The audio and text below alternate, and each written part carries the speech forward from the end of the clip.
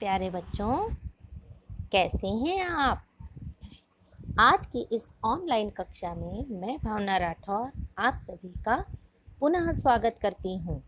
बच्चों, इस वीडियो में हम वाक्य भाग 2 को लेकर प्रस्तुत हुए हैं, अर्थात अर्थ के आधार पर वाक्य। तो जब भी कभी हम अपना अभ्यास शुरू करते हैं तो हमें पिछले पढ़े गए पाठों का पुनरावृत्ति भी कर लेनी चाहिए। चलिए एक पुनरावृत्ति की जाए। वाक्य वाक्य 2 या 2 से अधिक शब्दों के सार्थक समूह को कहते हैं। जैसे सत्य की विजय होती है। और जानिए, आपने इससे पिछले वाले वीडियो में जाना था, वाक्य को 2 अंगों में बांटा गया है। ये भी वाक्य का ही एक हिस्सा है और ये वाक्य का आज हम दूसरा भाग लेकर प्रस्तुत हुए हैं। तो पिछले भाग में आपने उद्देश्य और विधेय के बारे में पढ़ा था। उद्देश्य में कर्ता और विधेय में कर्म और क्रिया आते हैं। चलिए एक उदाहरण के द्वारा इसे भी देख लिया जाए। मोहन प्रयाग में रहता है। उद्देश्य है मोहन, प्रयाग में रहता है विधेय। बच्चों, और आगे जानेंगे हम वाक्यों को 2 भागों में बांटा गया है। पिछले वीडियो में ही मैंने आपसे इस बारे में चर्चा की थी। वाक्यों को 2 भागों में बांटा गया है, अर्थ के आधार पर और रचना के आधार पर। तो आज हम अर्थ के आधार पर 8 प्रकार के वाक्यों को पढ़ेंगे। मैंने उनके नाम तो आपको पिछले वीडियो में बता दिए हैं, फिर भी हम आज और एक बार 8 प्रकार के वाक्यों के नाम के बारे में जान लेते हैं। वे 8 प्रकार हैं: विधानवाचक, निषेधवाचक, प्रश्नवाचक, आज्ञावाचक, इच्छावाचक, संदेहवाचक, संकेतवाचक और विस्मयादिवाचक। देखा बच्चों, ये 8 प्रकार के वाक्य आज हम विस्तार से और उदाहरण के द्वारा जानेंगे। मगर मैंने और भी एक बात बोली थी आप लोगों को। मैं इन 8 प्रकार के वाक्यों के बारे में एक छोटी सी कविता लेकर आपके सामने आई हूँ। आप भी इस कविता को अच्छे से कंठस्थ कर लीजिएगा। आप इसे खेलते खेलते, खाते खाते, जिस तरह से आप हर काम के लिए टीवी देखते हैं ना, उसी तरह आप गाते गाते भी इस कविता को याद कर लेंगे और खेल ही खेल में आप अर्थ के आधार पर वाक्यों को भी पढ़ लेंगे। मज़ा है ना। चलिए कविता शुरू करते हैं। प्रश्नवाचक से करे जो प्रश्न, उत्तर दे निश्चयवाचक। नहीं कहेगा निषेधवाचक, भाव प्रकट कर विस्मयवाचक। आज्ञार्थ से करो तुम विनती, आशीष लो इच्छार्थक से। शंका संदेहवाचक में, संकेत बताए संकेतवाचक। वाक्य के ये 8 प्रकार हैं, याद करो इनको मन से। बच्चों, तुम ये 8 प्रकार याद करो सदा मन से। कैसा लगा बच्चों? आप भी इस कविता को याद करिए और अच्छे से इस वीडियो को समझ लीजिए। अगले में जानते हैं वाक्य का पहला प्रकार। अर्थ के आधार पर वाक्य का पहला प्रकार है विधानवाचक या निश्चयवाचक वाक्य। जिन वाक्यों में क्रिया के करने या होने की सूचना मिले उन्हें विधानवाचक कहते हैं, यानी साधारण वाक्य भी कह सकते हैं, निश्चयवाचक भी कह सकते हैं। उदाहरण देखिए। चेतना पड़ रही है, मैं प्रतिदिन मंदिर जाती हूँ, पृथ्वी गोल है, वह कल बीमार थी। अगला वाक्य जानते हैं। अगला वाक्य है निषेधवाचक वाक्य। निषेध अर्थात किसी भी काम को न करने की सलाह, ये निषेध शब्द हमें कहता है। ठीक है। नहीं अर्थात न, नहीं, मत। किसी भी वाक्य में इन शब्दों का अगर आप प्रयोग देखते हैं तो समझ जाइए ये पूरा का पूरा वाक्य निषेधवाचक वाक्य है। उदाहरण के द्वारा देखते हैं। आज नल में पानी नहीं आ रहा है, जानवरों को मत सताओ, मैं खेल नहीं सकता। अरे तुम फूल मत तोड़ो, मत तोड़ो, मत सताओ। नहीं आ रहा, तो नहीं, मत, न, ये सब निषेधवाचक वाक्य के बारे में बताते हैं। अगला हमारा वाक्य है प्रश्नवाचक वाक्य। प्रश्नों का और बच्चों का तो चोली जामन का साथ होता है। ये एक कहावत है, मतलब कि साथ साथ रहना हमेशा, क्योंकि बच्चे स्वभाव से ही प्रश्न बहुत करते हैं, उनके अंदर बहुत सी जिज्ञासाएं होती हैं, है ना बच्चों। चलिए जानते हैं, जिन वाक्यों से किसी प्रकार का प्रश्न पूछने का ज्ञान होता है उन्हें प्रश्नवाचक वाक्य कहते हैं। इसके उदाहरण हैं, क्या आपने खा लिया? सोहन कहाँ सोया है? तुम्हारा नाम क्या है? शीलू का जन्मदिन कब आता है?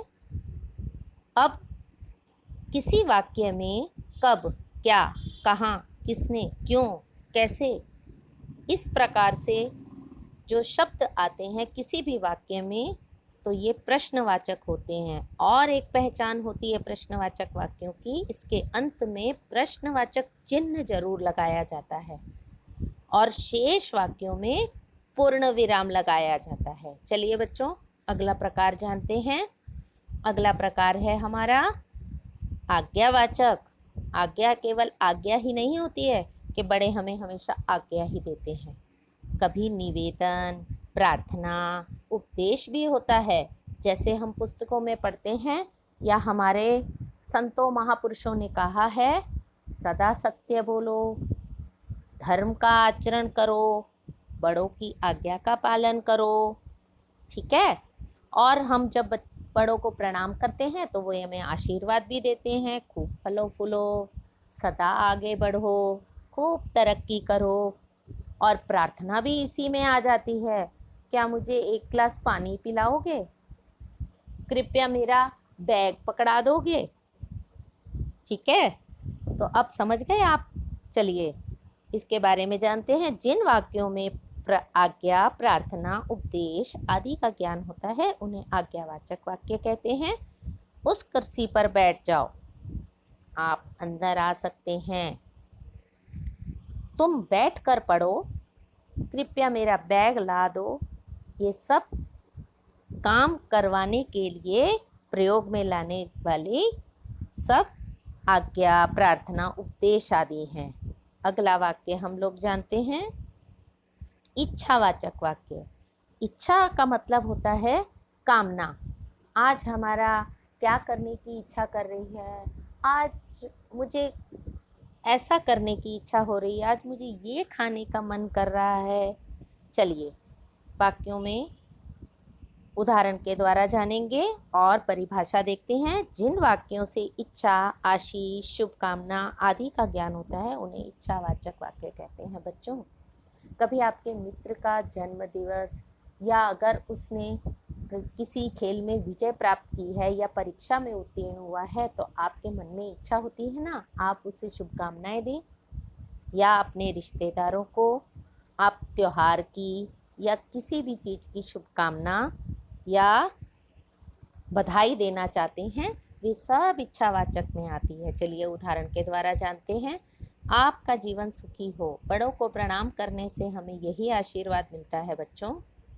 और दीपावली की शुभकामनाएं, त्योहार पर हमें शुभकामनाएं अवश्य देनी चाहिए एक दूसरे को। अगला वाक्य जानते हैं, संदेहवाचक वाक्य। संदेह, जहाँ पर ऐसा लगता हो कोई वाक्य बोलने पर ये कार्य हो भी सकता है और नहीं भी हो सकता। अब यहाँ दो संभावनाएं आ गई हैं। जब ऐसी बात होती है उन सभी वाक्यों को हम संदेहवाचक वाक्यों के द्वारा जानते हैं। अब इसकी परिभाषा है, जिन वाक्यों से संदेह या संभावना व्यक्त होती है उन्हें संदेहवाचक वाक्य कहते हैं। इसका उदाहरण है, रूपा तो शायद ही पत्र लिखे। आगे, आज वर्षा हो सकती है। संभवतः कमला चली गई होगी। शायद शाम को बारिश आ जाए।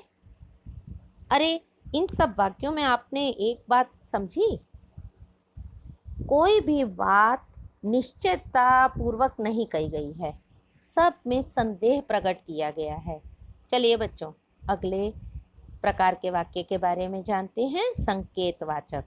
संकेतवाचक वाक्य जो है ये भी बहुत ही मजेदार होता है। इसमें जो पहला वाक्य होता है वो दूसरे वाक्य पर आधारित होता है।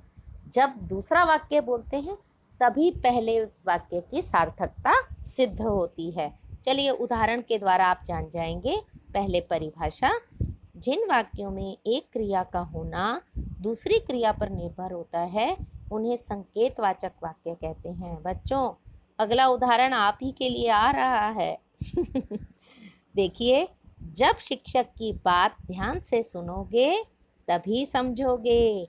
ज़्यादातर बच्चे कक्षा में ध्यान नहीं देते हैं शिक्षक की बात पर, तो इस तरह से संकेतवाचक वाक्य कहे जाते हैं। अगला देखिए, यदि मैं जल्दी पहुंचता तो वह मिल जाता। चलिए बच्चों, अगले वाक्य की तरफ चलते हैं।